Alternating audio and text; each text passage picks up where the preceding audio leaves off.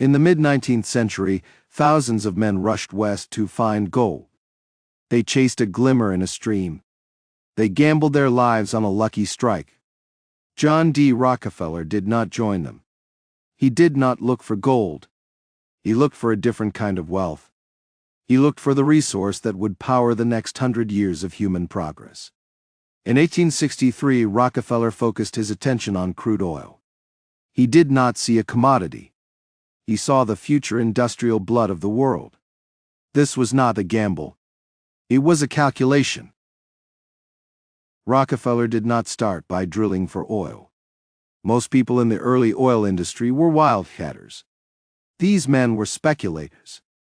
They drilled holes in the ground and hoped for a miracle. If they hit oil, they became rich. If they did not, they went broke. Rockefeller viewed this as an unnecessary risk. He did not want to participate in the gamble.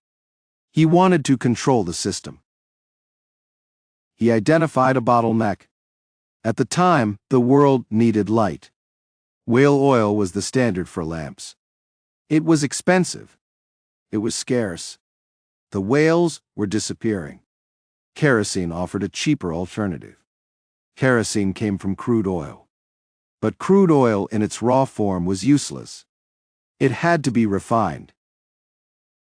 Rockefeller focused on the refining process. He saw that refining was the critical point of the entire value chain. The drillers provided the raw material. The consumers wanted the finished product. The refiner sat in the middle. The refiner held the power. He built his business in Cleveland. He did not just aim to make a profit. He aimed to make the process perfect. He obsessed over the details of production. He reduced the number of steps in the refining process. He found ways to use the waste products. He tracked every penny. He sought the lowest possible cost for every drop of oil. This is the essence of the infrastructure shift.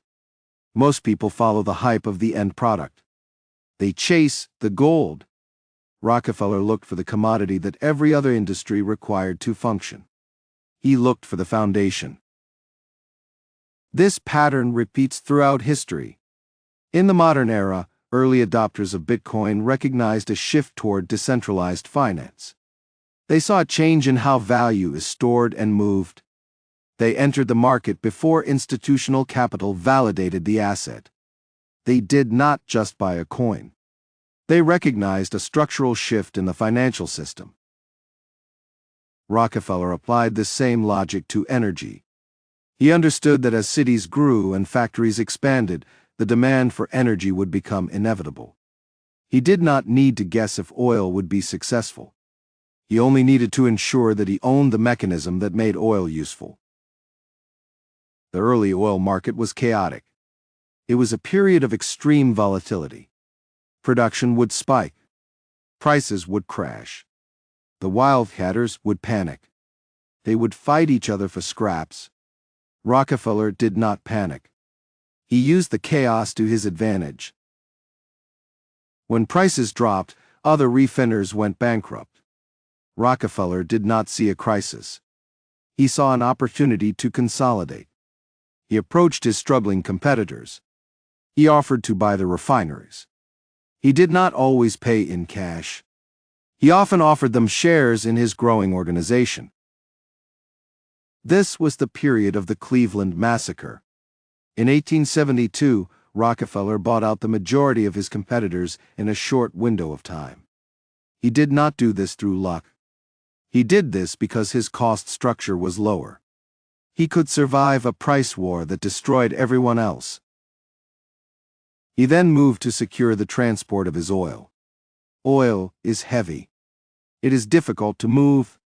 Rockefeller negotiated secret deals with the railroads. He secured rebates. This meant the railroads paid him a portion of the shipping costs. In some cases, the railroads even paid him a fee when his competitors shipped their oil. This gave Rockefeller an edge that was impossible to overcome. He controlled the production.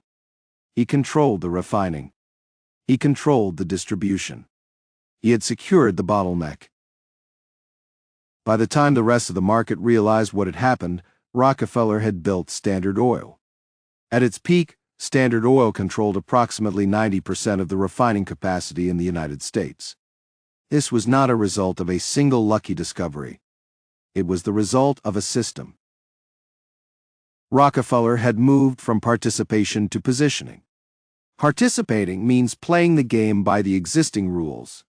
Positioning means owning the board the game is played on. The outcome was a monopoly of unprecedented scale. Standard Oil became the largest company in the world. It turned a volatile commodity into a stable global industry. It brought kerosene to millions of homes. It lowered the cost of light. It provided the fuel for the coming age of the automobile. The success of Standard Oil provides a specific lesson in wealth creation. Most people spend their time looking for the next big trend. They look for the product that will sell. They look for the app that will go viral. This is chasing the gold. The Rockefeller system suggests a different approach. Do not look for the trend. Look for the bottleneck. Identify the one resource or service that every other player in the industry needs to survive. In every industry, there is a foundational element. There is a piece of infrastructure that is invisible but essential. In the early 20th century, it was oil. In the digital age, it is data and computing power. The goal is to identify this resource before the market saturates. Once the resource is identified, the objective is to secure a dominant position in its delivery. Do not compete with the crowd at the finish line. Instead, own the road that leads to the finish line. Vision is not about predicting the future. Vision is about seeing the structural requirements of the future. It is about noticing what is missing today that will be mandatory tomorrow. Rockefeller did not invent oil. He did not discover it. He simply recognized that whoever controlled the flow of energy would control the flow of wealth. He positioned himself at the bottleneck. He stayed there while the world grew around him. Subscribe to Legacy Library for more decoded wealth systems.